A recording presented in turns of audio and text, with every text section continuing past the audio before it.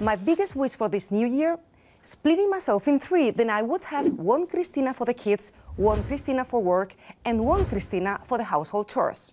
Women everywhere find it hard to juggle the many responsibilities in their lives, and things are no different here.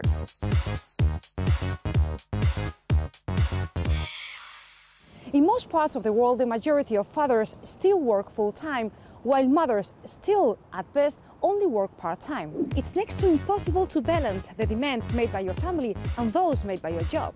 Flexible working hours, for most employers, not an option. At least in Germany, all-day schools and daycare centers that are open past 4 in the afternoon are still the exception, not the rule. And here's something that really gets my goat. Since many women tend to earn less than men, it's not really surprising that many husbands come and say, "Honey, why don't you stay at home? It's not really worth it for you to work." What? My work isn't worth it? How do we break this vicious circle?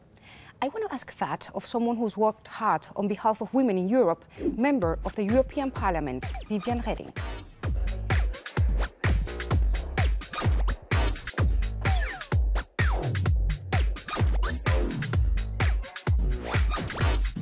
Ms. Reding, you said the Scandinavian countries offer a good example of how to successfully combine work and family.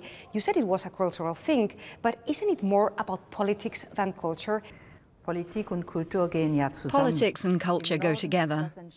In the Nordic countries, the relations between men and women are different. And they never adopted the conservative principles embodied in children, kitchen and church. They introduced infant daycare early on and supported fathers in their role. So here in Central Europe, there's still a long way to go in this regard. And in the South, even more. But can we make new laws that will help?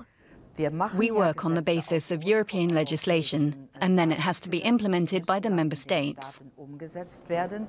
You have 3 children yourself. How did you manage? Well, you no longer have any time for yourself. I was a journalist and I was politically active, and with 3 sons, I had no time to be a perfectionist. You just manage. Children also need a father who actually takes on the role of father, otherwise it won't work.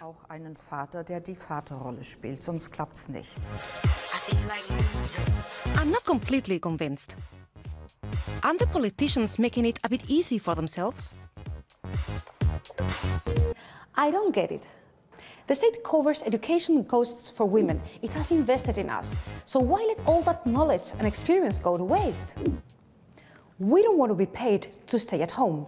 What we need urgently is the support of policymakers, because society and the business world will never change on their own.